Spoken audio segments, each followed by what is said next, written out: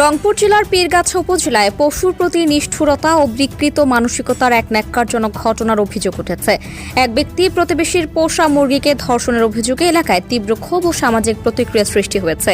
পীরগাছা উপজেলার পবিত্রঝাড় ফরিঙ্গাপাড়া গ্রামের বাসিন্দা মোসাম্মদ হোসনে আরা বেগম পীরগাছা থানায় লিখিত অভিযোগে জানান, গত 1 মে দুপুরে তার একটি কালো রঙের পোষা মুরগি প্রতিবেশী মোহাম্মদ আলমগীর হোসেনের বাড়ির আঙিনায় গেলে অভিযুক্ত ব্যক্তি মুরগিটিকে ধরে নিজের ঘরে নিয়ে যায় এবং সেখানে যৌন নির্যাতন চালায়।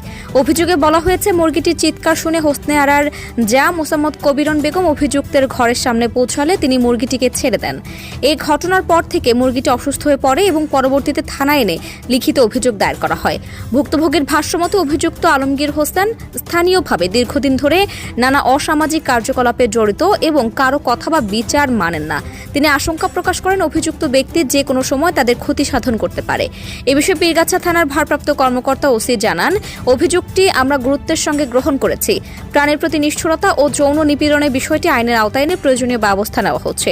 এদিকে ঘটনাটি সামাজিক যোগাযোগ মাধ্যমে ছড়িয়ে পড়লে ব্যাপক প্রতিক্রিয়া দেখা যায়। পশু অধিকার কর্মী সহ সচেতন নাগরিকরা ঘটনার তীব্র নিন্দা জানান এবং অপরাধের দৃষ্টান্তমূলক শাস্তির দাবি তোলেন। স্থানীয়দের ভাষ্যমতে এ ধরনের বিকৃত মানসিকতা সমাজে পশু ও মানুষের নিরাপত্তাকেই হুমকির মুখে ফেলছে। তারা প্রশাসনের প্রতি দ্রুত কঠোর ব্যবস্থা নেওয়ার আহ্বান জানান।